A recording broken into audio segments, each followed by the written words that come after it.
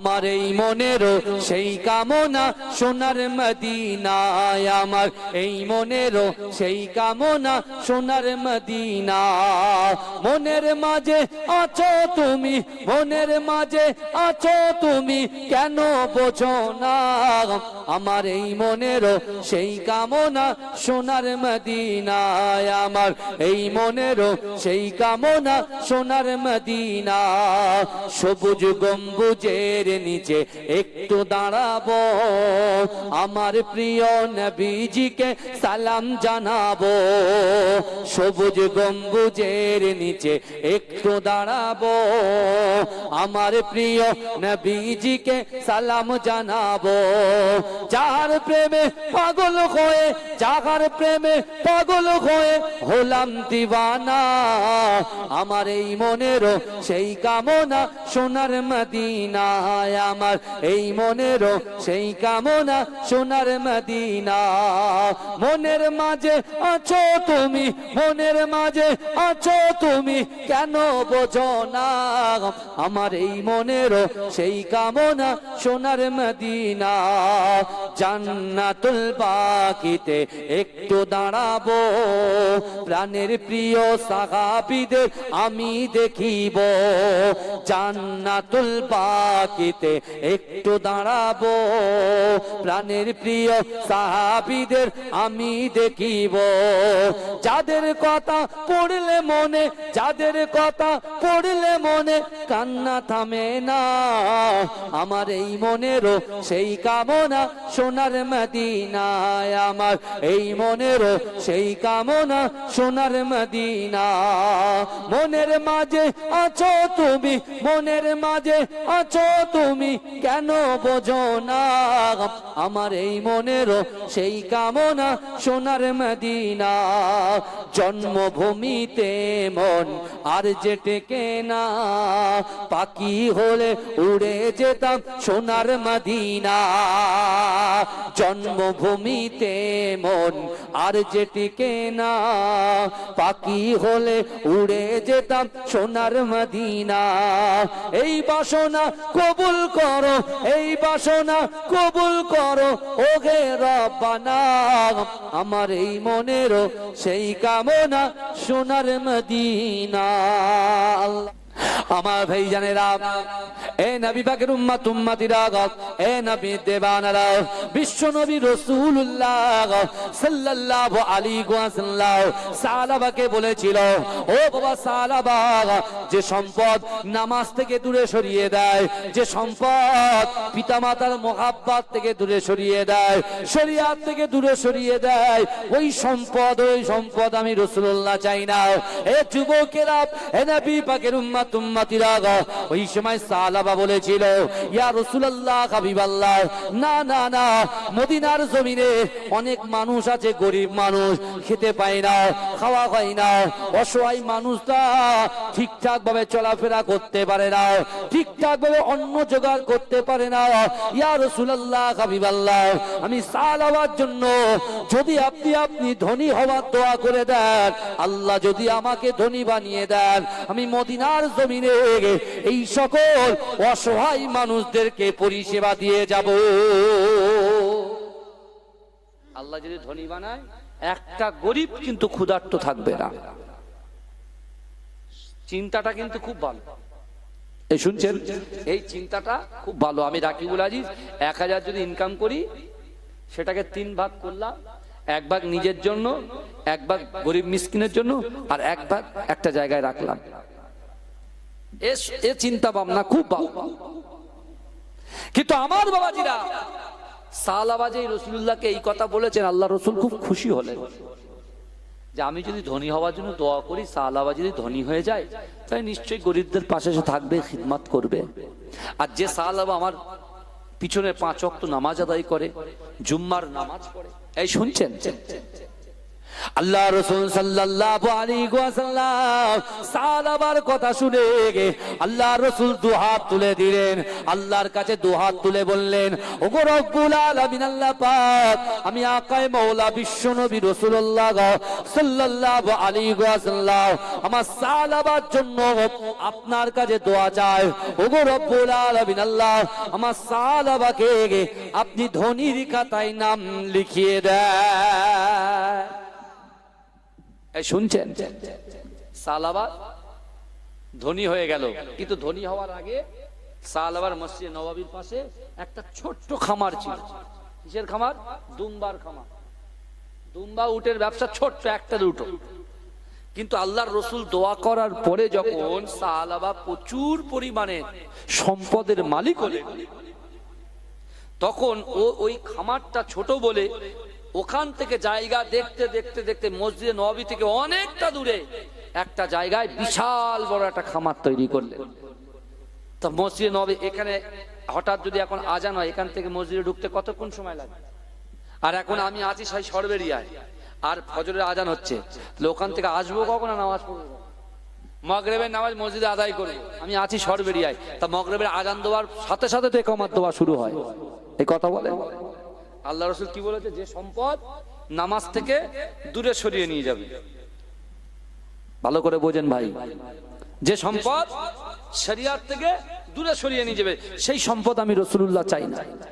এখন সাহাবা যখন তার সম্পদের বৃদ্ধি ঘটার জন্য সে যখন অন্য একটা জায়গা চয়েস করে সেখানে যখন বিশাল বড় খামারে পরিণত করলো, সাহাবা টেনে টুনে জোহরের নামাজ আর আসরের নামাজ মসজিদ নববীতে পড়তে আসছে। মাগরিব বাদ, এশা বাদ আর ফজর বাদ, তিনটে ওয়াক্ত নামাজ পড়তে পারছে না। যে সাহাবা 5 ওয়াক্ত নামাজ পড়তো, সেই সাহাবার এখন জামাতের সাথে নামাজ ক ওয়াক্ত হচ্ছে? 2 ওয়াক্ত। 2 ওয়াক্ত ক ওয়াক্ত হচ্ছে? 2 ওয়াক্ত। আমার ভাই জানেরা, এ নবী পাকের উম্মত উম্মতিরা, এ নবী দেওয়ানরা, বিশ্ব নবী রাসূলুল্লাহর মুয়াজ্জিন হযরত বেলাল রাদিয়াল্লাহু তাআলা আনহু ফজরের আজান দেয়। আল্লাহ রাসূল সাল্লাল্লাহু আলাইহি ওয়াসাল্লাম মদিনার মসজিদে নববী শরীফে হাজির হয়ে যায়। ও যুবকেরা, আল্লাহর রাসূল নামাজ আদায়ের পরে আল্লাহ রাসূল ডান দিকে তাকায়, আল্লাহ রাসূল বাম দিকে তাকায়, সাহাবাকে দেখতে পায় না। আল্লাহ রাসূল সাহাবাদেরকে জিজ্ঞাসা করলেন, ও আমার সাহাবারা, আমার সাহাবা কোথায় গেল? সাহাবা কি মসজিদে নববীতে নামাজ পড়তে আসে নাই?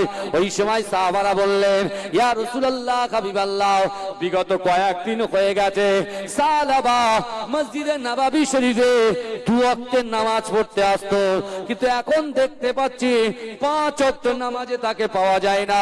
আল্লাহ রাসূল বলছে, আমার সাহাবারা জুম্মার দিনে কিসে নামাজ পড়তে আসে? আল্লাহ রাসূলের সাহাবারা বললেন, ইয়া রাসূলুল্লাহ, হাবিবাল্লাহ, সাহাবা জুম্মার নামাজটা পর্যন্ত পড়তে আসে না। এ যুবকেরা, আল্লাহ রাসূল সাল্লাল্লাহু আলাইহি ওয়াসাল্লাম সবকিছু উপলব্ধি করতে পারলেন, কারণ কথা দিয়ে কথা রাখতে পারে না। আল্লাহ পাক কোরআনে আয়াত নাজিল করে দিলেন। ও যুবকেরা, আল্লাহ পাক জিবরাইলকে বললেন, জিবরাইল চলে যাও, আমি আল্লাহ পাক আমার দয়ার নবীর কাছে গিয়ে বলো, আমি আল্লাহ পাক সারা বিশ্বের মুসলমানদের উপরে যারা সাহেবে নেশাব, যাদের কাছে টাকা আছে, সম্পদ আছে, ধনী ব্যক্তিদের উপরে আমি আল্লাহ পাক বছরে একবার আমি আল্লাহ পাক যাকাতটাকে ফরজ করে দিলাম। আমার ভাই জানেরা, এ নবী পাকের উম্মত উম্মতিরা, এ নবী দেওয়ানারা, আমার আল্লাহ পাক রব্বুল আলামিন বান্দাকে কত মোহাব্বত করে, বান্দাকে কত ভালোবাসে। ও যুবকেরা, আল্লাহ পাক রব্বুল আলামিন বান্দাকে জানিয়ে দিলেন, ও বান্দা শোনো শোনো, দুনিয়ার জমিনে কোন মানুষের কাছে তুমি যদি একবার চাও সে হয়তো দেওয়ার চেষ্টা করবে, দ্বিতীয়বার চাও সে হয়তো দেওয়ার চেষ্টা করবে, কিন্তু তৃতীয়বার যখন চাইবে সে তার দরজাটা বন্ধ করে দেবে। ও যুবকেরা, আমার আল্লাহ বলে, ও বান্দা শোনো শোনো, দুনিয়ার জমিনে আমি আল্লাহ তোমার 40 বছর হায়াত দিয়েছি, 60 বছর হায়াত দিয়েছি, 80 বছর হায়াত দিয়েছি, 100 বছর হায়াত দিয়েছি। ও আমার বান্দা বান্দিরা, আমি আল্লাহ পাক রব্বুল আলামিনের দরবারে ওই 100 বছর বয়স নিয়ে আমি আল্লাহর কাছে সেকেন্ডে সেকেন্ডে মিনিটে মিনিটে তুমি যদি আমার কাছে আল্লাহর ভয় রাসূলুল্লাহর মহব্বত অন্তরে নিয়ে আমি আল্লাহর কাছে যদি তুমি চাও, আমি আল্লাহ পাক তোমার ডাকে সাড়া দিয়ে থাকি। এজন্য বলে আল্লাহ আমাদের ডাকে সাড়া দেন। যদি বলেন কেন? আল্লাহ যদি সাড়া না দিতেন আমি আপনি আমরা এই দুনিয়ায় এক জায়গা থেকে আর এক জায়গায় স্থান পরিবর্তন করতে পারতাম না। আল্লাহ যদি আমাদের ডাকে সাড়া না দিত আমরা জবান থেকে একটাও বাক্য লাভ করতে পারতাম না। আল্লাহ যদি আমাদের ডাকে সাড়া না দিতেন, আল্লাহ যদি আমাদেরকে মহাব্বত না করতেন, তাহলে আল্লাহ পাক আমাদের কাউকে সন্তান ও দিতেন না। এখানে একটা প্রশ্ন আসতে পারে, হুজুর যাদের সন্তান নেই তাহলে আল্লাহ তাআলা দিচ্ছে না? না, আল্লাহ কোরআনে বলছেন, বান্দা অহুম লা ইফতানুন, আমি আল্লাহ পরীক্ষা করি, বান্দাকে পরীক্ষা করব। ধরে আপনার মসজিদে একটা মুসল্লি সে নামাজের পার্টিতে আল্লাহর কাছে চাই কি চাই না? এই কথা বলেন। আমি চাই নামাজের পার্টিতে আল্লাহ আমার অর্থ দেন, সম্পদ দেন, ইজ্জত দেন, গাড়ি বাড়ি বিল্ডিং বালাখানা সব দেন। এই কথা বলেন, সব আমরা চাই। কিন্তু চাওয়ার পরে যদি পেয়ে যায় আমরা কিন্তু আল্লাহ ভোলা হয়ে যায়। যদি বলেন কেন, তার দৃষ্টান্ত আমি হাদিস থেকে দিয়ে যাবো ইনশাআল্লাহ। আপনারা থাকবেন তো নাকি? তাকবীর দেন, নারে তাকবীর, আর একটু জোরে দেন, নারে তাকবীর। আল্লাহ তার বান্দাকে কতটা ভালোবাসে এটা দেখেন।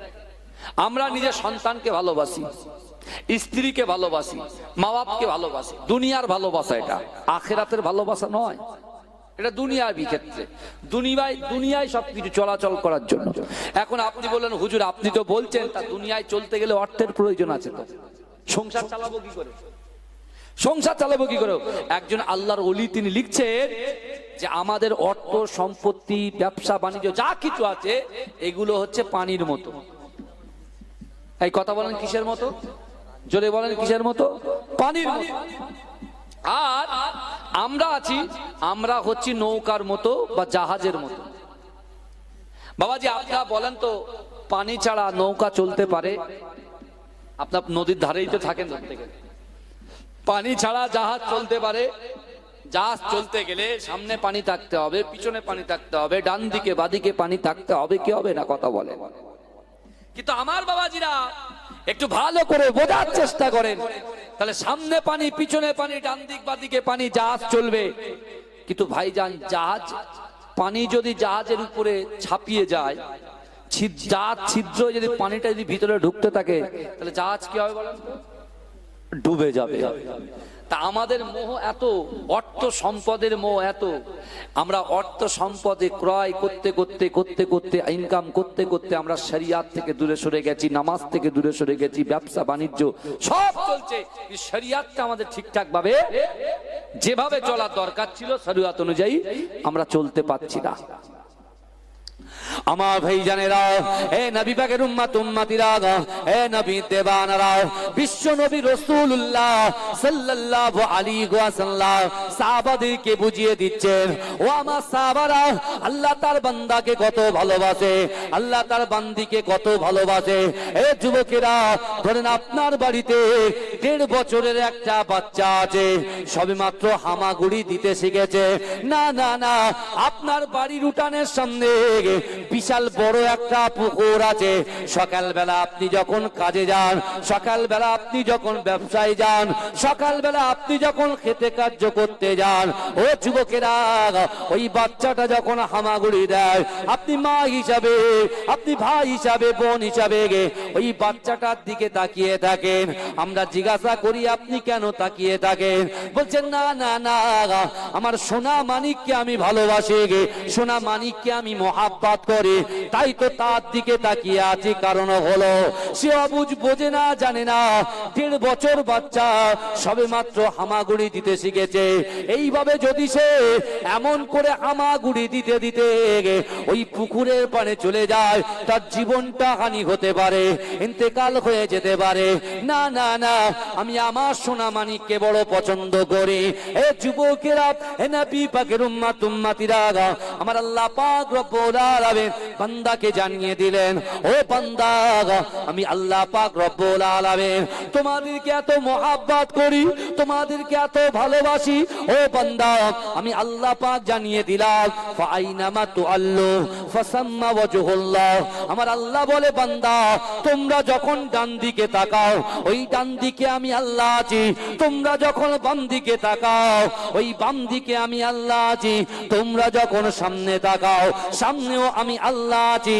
ও বান্দা, তোমরা যখন পিছনে তাকাও, পিছনেও আমি আল্লাহ আছি। জোরে বলে। তাহলে আমার সামনে পিছনে ডান দিকে বাদিকে, আমার মিন্স আমাদের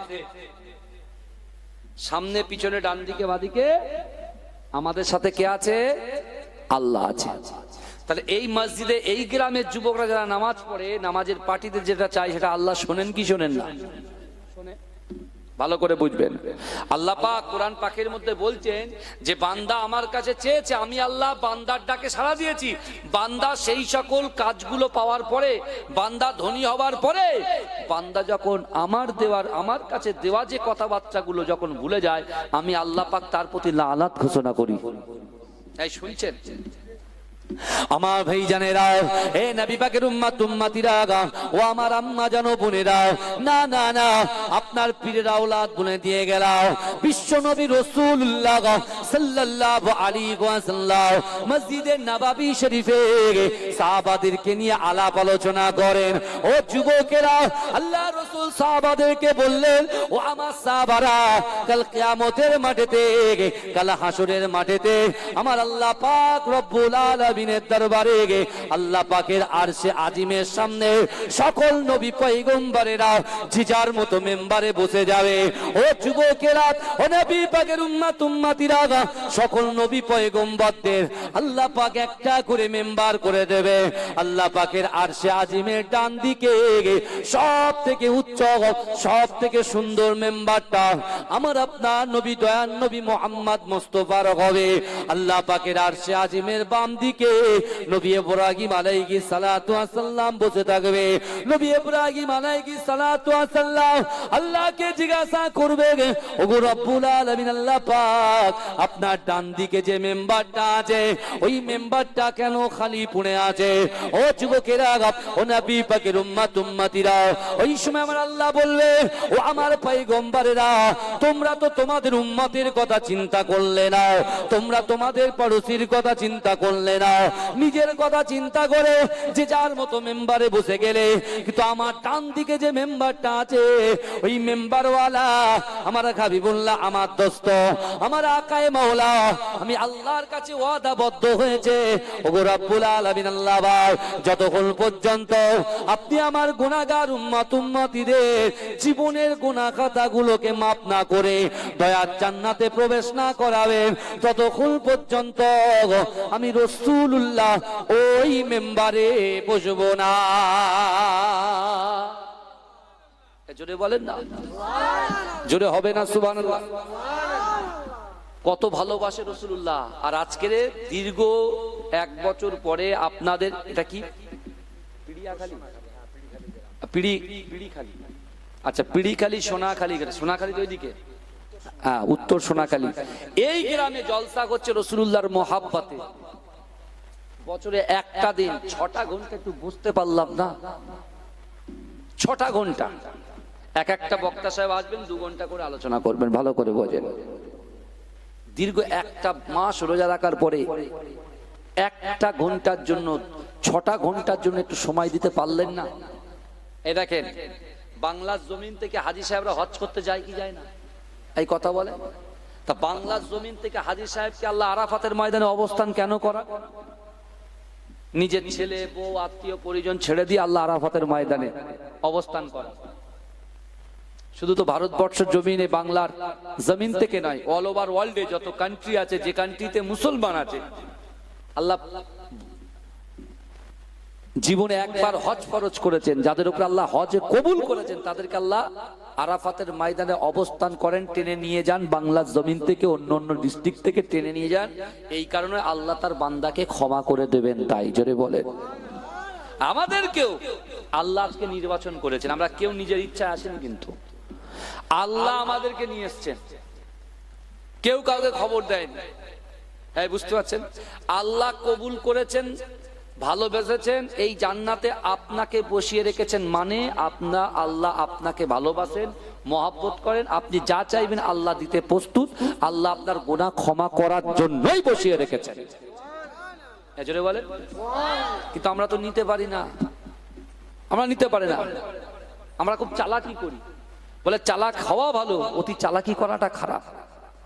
বাবাজি, এটা আমি এক্ষুনি যে কথাটা এই মুহূর্তে বলতে যাচ্ছি, এটা হাদিসেরও কথা নয়, কোরআনেরও কথা নয়। একটা কথা, আমি একটা বকটিয়া ছেলে, সে নিজের মনের ভাবটা কেমন প্রকাশ করছে দেখেন। যারা মোটর বাইক হাতে থাকলে 120 স্পিড, আপনি 70-এও চালাতে পারেন, 60-এও চালাতে পারেন, 30-তেও চালাতে পারেন, আবার 120-এ তুলতে পারেন। কিন্তু 120-এ তুললে আপনার খাতরা আছে, দু চাকার কোনো ভরসা নেই, যে কোনো মুড তুলতে যেতে পারে। আর 4 চাকা হলে এইদিক সেদিক যেখানে থেকে ঢুকিয়ে দিলে, মোটামুটি সাইড করে দিলে একটু বাঁচার একটা জায়গা আছে। 2 চাকার কোনো ব্যাপার না, সব ছিঁড়ে যাবে, শুধু পড়লেই ছিঁড়ে। একজন ব্যক্তি বলছেন, একজন যুবক বলছেন, ভালো করে বুঝবেন বাবা, আমি বলছি এখনো, কেন বিশেষ করে ইউটিউবে কথাগুলো যাচ্ছে। একজন যুবক ছেলে তার মনের ইচ্ছাকৃত একটা বয়ান সে উল্লেখ করছেন। কেমন? সে বলছে, আমার বয়স, যৌবন টকবক করছে, হঠাৎ করে আজরাইল এসেছে। ভালো করে বলুন, আজরাইল যখন এসেছে, ছেলেটা বলছে আজরাইলের সাথে কথা হচ্ছে, ও তার মনের ভাবটাটা প্রকাশ করছে একটা এর মাধ্যমে। আমি সেই কথাটা আপনাদেরকে তুলে ধরছি, এখানে একটা শিক্ষা আছে। তা সে বলছে আজরাইল যখন এসেছে, তা আজরাইলকে বলা হচ্ছে যে আপনি এত বয়স্ক মানুষ আছে, তাদেরকে ছেড়ে একটা ইয়াং ছেলের জানটা কবজ করতে এসেছেন। আজরাইল তখন বলছে, কিছু করার না, আল্লাহর হুকুম। কারণ আল্লাহ পাক একটা রেজিস্টার খাতা আমাকে দিয়েছেন, তোমার নামটা কিন্তু 1 নম্বরে লেখা আছে। ক নম্বরে? তাহলে আজকে দিনের শুরুতে 1-এ তোমার নাম, তোমার জানটাই কবজ করা হবে। তখন বলছে, সেই জায়গায় কবজ করেন, আজরাইলের হাত থেকে কেউ বাঁচবে না, আপনি একটু আমাকে মেহমানদারির সুযোগ দেন। বলে, তুমি মেহমানদারি করবে? বলে, হ্যাঁ। বলে, কি খাওয়াবে, কি খাবে? বলছে, আমি 1 কাপ চা খাওয়াবো। তো তখন কি করে, যে চায়ে ঘুমের ওষুধ দিয়েছে, দিয়ে আজরাইল হাতে দিয়েছে। আজরাইল চা খেয়েছে, আজরাইল ঘুমিয়ে গেছে। ঘুমের ওষুধ দিয়েছে, ঘুমিয়ে গেছে। সে ছেলেটা বলছে, তা ঘুমের ওষুধ যখন দিয়েছে, আজরাইল খেয়ে ঘুমিয়ে গেছে। ও কি করেছে, যে 1 নম্বরে যে নামটা ছিল, ওই নামটা কেটে ওর নামটা 100 নম্বরে দিয়েছে। কত নম্বরে দিয়েছে? এই কথা বলে না, 100 নম্বরে দিয়েছে। এখন আজরাইলের ঘুম ভেঙে গেছে। আজরাইলের যখন ঘুম ভেঙে গেছে, আজরাইল বলছে, যাক, খুব ভালো লাগলো তোমার কাছে এসে, তুমি এত আপ্যায়ন করলে, চা খাওয়ালে, তোমার আমি কি জাহান কবজ করবো। ঠিক আছে, তোমার 1 নম্বরে নাম, আমি আজকে আর 1 নম্বর থেকে কাউন্টিং করব না, আমি আজকে 100 নম্বর থেকে কাউন্টিং করব। বুঝতে পারছেন? 100 নম্বর থেকে শুরু করব। তা সে তো অলরেডি কি করে দিয়েছে, এই কথা বলেন, তার নাম কেটে তো 100ই দিয়েছে। তা আমাদের অবস্থাটা না ঠিক এরকম চলছে এখন বর্তমান পরিস্থিতি, বুঝলেন? খুব সাবধান হয়ে যান ভাই, খুব সাবধান হয়ে যান। যা ইচ্ছা তাই মনে করবেন তা নয়। টাকা দিয়ে সবকিছু কেনা যায় না, টাকা দিয়ে ভালোবাসা পাওয়া যায় না, টাকা দিয়ে মানুষের অন্তরকে জয় করা যায় না। মানুষের অন্তর জয় হয় রাসূলুল্লাহ সুন্নাত দিয়ে, আল্লাহর ফরজ কাজ দিয়ে। হুকুকুল্লাহ, হুকুকুল ইবাদ, হুকুকুল্লাহ আল্লাহর হক, হুকুকুল ইবাদ বান্দার হক, পঙ্খানু ভাবে যখন তুমি আদায় করবে, আল্লাহ তোমার নামটাকে ওলির খাতায় লিখে দেবে। আর যখন আপনি আল্লাহর ওলি হয়ে যাবেন, পুরো মানুষগুলো আপনার গোলাম হয়ে যাবে। জোরে বলেন না সুবহান। এই কথা ঠিক বলছি না ভুল বলছি? আজকে মুজাদ্দেদ জামান দাদা হুজুরের জন্য মানুষ পাগল। আমার দাদা ভাই মাঝরাটি পীর সাহেব 2010 সালে ইন্তেকাল করেছেন, যার জানাজার নামাজে 35 লক্ষ মানুষ একসঙ্গে নামাজ আদায় করেছেন। জোরে বলে, মানুষ তার জন্য পাগল। কি মুসলমান, কি হিন্দু, আপনি যাবেন নিউ টাউনে ইকো পার্কের গিয়ে আপনার পেঁচার মোড়ের সামনেই বলবেন মাঝরাটি হুজুরের বাড়ি যাব। কেন বলবে বলেন তো? আল্লাহ বলছেন বান্দা মান কানা লিল্লাহ কানাল্লাহু লাহু, যে ব্যক্তি আমার হয়ে যায় আমি আল্লাহ তার হয়ে যায়। জোরে বলেন, জোরে বলবেন না, জোরে বলা যাবে না সুবহানাল্লাহ। দরুদ শরীফ পড়েন আল্লাহুম্মা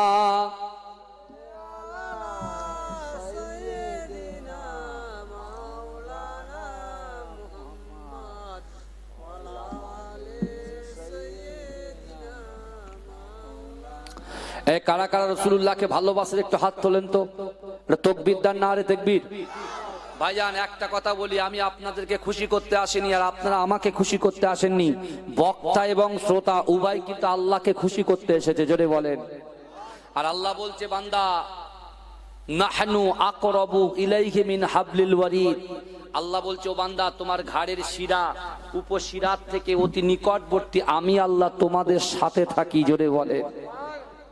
খুব সাবধান, আওয়াজ হবে তো আওয়াজের মতো আওয়াজ হবে, আওয়াজ হবে পিড়িখালি গ্রামের মতো আওয়াজ হবে। পবিত্র গ্রাম, পবিত্র অন্তর নিয়ে বসে আছেন। একটু হাত তোলেন কারা কারা রাসূলুল্লাহকে ভালোবাসে। আমি যখন হাত নামাবো, হাত তুলবো, জোরে সুবহানাল্লাহ হবে তো? হাতটা নামান দেখি। এবার একটু হাত তুলে সুবহানাল্লাহ বলেন তো।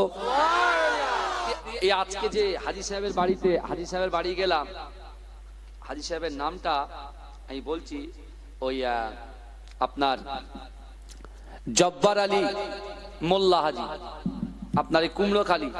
উনি একটা ভেড়ি করে 800 বিঘে, 800 বিঘে একটা জমি। ওনার বয়স 87 বছর। তা দেখছি সে এরম সিঁড়ি এরম উপরে।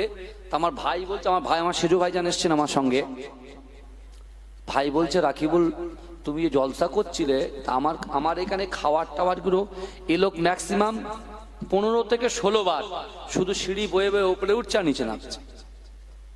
87 বছর বয়স, এখনো ঘুরে বেড়ায়, টর্চ লাইট মেরে বেড়ায়। এই নিয়ামত দেওয়ার মালিক কে? হ্যাঁ, আর আমাদের একটুখানি পড়ে গেছে যে হাত উপরে ওঠে না। আর সে লোকের বয়স 87 বছর, 90-এর কোঠায় বয়স। তিনি সিঁড়িতে দুর্বার গতিতে এগিয়ে যাচ্ছেন, আমাকে হাত ধরে বলছেন, জড়িয়ে ধরে আমাকে এরকম জড়িয়ে ধরেছে। 3 মিনিট কথা হচ্ছে কানে কানে। উনি বলছেন বাপ আমি উঠি 3টের সময়, আমি তাহাজ্জুদে নামাজ পড়ি, নামাজ পড়ে 1 ঘন্টা কোরআন তেলাওয়াত করি। জোরে বলুন না সুবহানাল্লাহ। 1 ঘন্টা কোরআন তেলাওয়াত করি। আজকের কথা বলছি ভাই, আমি ওইসব বানোয়াটি কথাবার্তা বলি না। বলছে ভাইজা আমার, বলছে বাবু আমার বুকের যন্ত্রণা হচ্ছে, ছেলে বলছে ওষুধ খাও। তা আমরা তো ব্রিটিশ পিরিয়ডের লোক, ওষুধ ফষুধ তো ভালো লাগে না, আমরা আল্লাহকে বেশি বিশ্বাস করি, আল্লাহকে ভরসা করি। তা যখনই কোরআন পড়ি, 1 ঘন্টা কোরআন পড়ে কোরআনটা সিনায় রাখি, রেখে আল্লাহকে বলি আল্লাহ আপনি তো বড় হাকিম, আল্লাহ আপনি সারিয়ে দেন। বলে ওষুধ খাইনি, এরকম কোরআন ধরে ধরে ধরে ধরে সে আমার রোগ ঠিক হয়ে গেছে। জোরে বলে, জোরে বলবেন না ভাইজান। আপনি কিন্তু রমজান মাসে যদিও বা আপনি রোজা করেননি, রমজান মাসে আপনার উপরে যাকাত ফরজ হয়েছে, আপনি যাকাত যতটুকু দেওয়ার কথা ছিল দেননি। যতটুকু বাপ মাকে খিদমত করার দরকার ছিল, স্ত্রীর হক আদায় করার দরকার ছিল, স্বামীর হক আদায় করার দরকার ছিল, ততটুকু পারেনি। কিন্তু আমরা 5 ওয়াক্ত নামাজ পড়িনি, কিন্তু জুম্মার দিনে গিয়ে একটু আল্লাহর কাছে দোয়া চেয়েছি। কিন্তু যে দোয়াগুলো আপনি চেয়েছেন সেগুলোকে আল্লাহ যদি কবুল করেন, আপনি যে ওয়াদাবদ্ধ হয়েছেন সেই ওয়াদাগুলো কিন্তু ভঙ্গ করলে হবে না। করলে পরে আল্লাহ যে কোনো পরিস্থিতিতে যে কোনো ভাবে আপনাকে মাইনাস করতে বাধ্য হবে। ওই জন্য আল্লাহ বারবার ঘোষণা করছেন কোরআনে, আবার বলছেন ওয়াসারিউ ইলা মাগফিরাতিম মির রাব্বিকুম। আল্লাহ কোরআনে বলছেন ওয়াসারিউ ইলা মাগফিরাতিম মির রাব্বিকুম। আল্লাহ বলছো বান্দা তোমরা প্রতিযোগিতা করো। আমরা প্রতিযোগিতা করছি, সাইকেল প্রতিযোগিতা, মোটর সাইকেলের রেস প্রতিযোগিতা, একটা ঘরের সাথে আরেকটা ঘর করার প্রতিযোগিতা, এই কথা বলে এই প্রতিযোগিতা। আল্লাহ বলছেন তোমরা আমি আল্লাহর কাছে ক্ষমার প্রতিযোগিতা করো, যত করো আমি আল্লাহর কাছে চেয়ে নিজের জিন্দেগির গুনাহগুলোকে মোচন করে নাও, ক্ষমা করিয়ে নাও। আর তুমি যদি ক্ষমা করাতে পারো আল্লাহ বলছে বান্দা আমি আল্লাহ কত বড় জান্নাত রেখেছি তুমি জানো? আসমান জমিনের মিডিলে যতটা ফাঁকা জায়গা আছে, এই ফাঁকা জায়গা স্বরূপ একটা জান্নাতকে আমি আল্লাহ তোমাদের জন্য সৃষ্টি করেছি। জোরে বলে। আল্লাহ বলছে বান্দা জান্নাত কত বড় সেটা তো দেখলে। কেউ জান্নাতে কারা যাবে? উইদ্দাত লিল মুত্তাকিন, যারা মুত্তাকি হবে, যারা পরেজগার হবে, তারা জান্নাতে যাবে। জোরে বলবেন না? কিন্তু আমার ভাই জানেরা, এ নবী পাকের উম্মত উম্মতিরা, এ নবী দেবানারা, বিশ্ব নবী রাসূলুল্লাহ সাল্লাল্লাহু আলাইহি ওয়াসাল্লাম মদিনার মসজিদে নববী শরীফে গিয়ে আল্লাহ রাসূল সাহাবাদের সঙ্গে আলাপ আলোচনা করতে করতে হঠাৎ করে মদিনা ভিতর থেকে সালাবা নামক একজন ব্যক্তি আল্লাহ রাসূলের কাছে হাজির হয়ে যায়। ও যুবকেরা, আল্লাহ রাসূলের সাহাবা সালাবা আল্লাহ রাসূলের কাছে এসে বলে, ইয়া রাসূলুল্লাহ, হাবিবাল্লাহ, আমি আপনার কাছে কিছু চাইতে এসেছি, আপনাকে কিছু বলতে এসেছি। আল্লাহ রাসূল বললেন, ও বাবা সালাবা, আমি রাসূলুল্লাহর কাছে তুমি কি বলতে এসেছো, কি চাইতে এসেছো? বলছি, ইয়া রাসূলুল্লাহ, হাবিবাল্লাহ, আল্লাহ পাক রব্বুল আলামিন সব কিছু সহ্য করতে পারে, আপনার চোখের পানি সহ্য করতে পারে না। আল্লাহ পাক সবার কথাকে আল্লাহ পাক খণ্ডন করতে পারে, আপনার হাতকে আল্লাহ পাক কখনো ফেরান না। আপনি যদি হাত তোলেন, আল্লাহ পাক আপনার হাতকে কবুল করে না। ইয়া রাসূলুল্লাহ, আমি সালাবা আপনাকে বলছি, আপনি একটু আমাকে ধনী হওয়ার জন্য দোয়া করেন। এই কথা বলেন, এটা সবার স্বপ্ন। কিন্তু এই গ্রামে বড় থেকে ছোট পর্যন্ত, এ থেকে যে সবার স্বপ্ন ধনী হওয়া। বুঝতে পারছেন? এই জন্য নিউ টাউনে ঘুরছে, নিউ টাউনে গিয়ে পুট্টি প্যারিসের কাজ করছে, টাইসের কাজ করছে, জরির কাজ করছে, কাপড়ের কাজ করছে, জেলের কাজ করছে। করছে কি করছে না? কথা বলেন। কিন্তু ভাইজান, পানি ছাড়া নৌকা চলতে পারে না, মনে আছে তো? এটা সামনে রাখেন, সব ঠিক হয়ে যাবে। কিন্তু পানি যদি নৌকা ছিদ্র করে ঢুকে যায়, নৌকার পতন হয়ে যায়। এইবারে কথাটার সাথে মিলটা দেখে। সালাবা যে এসে আল্লাহ রসুল বলছে, ও সালাবা, আমি রসুলুল্লাহ অর্থ সম্পদের দিকে অত লক্ষ্য আমার নাই, কেন আমি দুঃখও পেতে চাই, সুখও পেতে চাই। আমি রসুলুল্লাহ আমার জীবনটাকে সুখ এবং দুঃখের মিডল দিয়ে নিয়ে যেতে চাই। যদি দুঃখ লাগে, কষ্ট হয়, আমি সবর করব। আর যদি সুখ পাই, আমি আল্লাহর প্রশংসা করব। জোরে বলেন। আমরা সুখ পেলে, যখনই আমরা সুখ ভালো খবর পাই, আমরা একটু শুকরিয়ার নামাজ তো আদায় করতে পারি। এই কথা বলে, আপনার ছেলে হয়েছে, আপনি কি করলেন? পুরো গ্রামের লোকদেরকে মিষ্টি খাওয়ালেন, আলহামদুলিল্লাহ। আপনি খাওয়াচ্ছেন, লোক বলে চা ঝাল কম হয়েছে, কেউ বলছে মরিচ কম হয়েছে, কেউ বলছে লবণ হলে ভালো হতো, কেউ বলে গোস্ত একটু করলে ভালো হতো, এইসব বলি। আর আপনি যদি নামাজটা আদায় করেন, আল্লাহ ফেরেশতাদেরকে বলে, ফেরেশতা শোনো, তোমরা বলেছিলে আল্লাহ আপনি ইনসানকে পাঠাবেন, দুনিয়ায় তো মারামারি, হানাহানি, কাটাকাটি করবে। আল্লাহ বলছে, দেখেছো আমি আল্লাহ যা জানি তোমরা তা জানো না। আমার বান্দা একাকিত্ব ভাবে সে আমার কাছে নতমস্তকে, সে আমাকে কি রুকু করেছেন, সেজদা করেছেন, আমি আল্লাহর কাছে চাইছেন, যাও আমি আল্লাহ তার উপরে খুশি, তার জন্য আমি জান্নাতে একটা বালাখানা বানিয়ে রাখবো। জোরে বলে। কিন্তু আমরা জানবো না, আমরা জানবো না। আমরা কিন্তু মাল কিনি দেখে কিনি। কি কথা ঠিক না ভুল বাবাজি? আমরা যখন কোনো মাল ক্রয় বিক্রয় করি, দেখে দেখে কিনি। আর না দেখে যদি সুযোগে সদ্ব্যবহার করে নেন, আপনি অনেক বড় লাভবান হবেন, অনেক বড় লাভবান হবেন।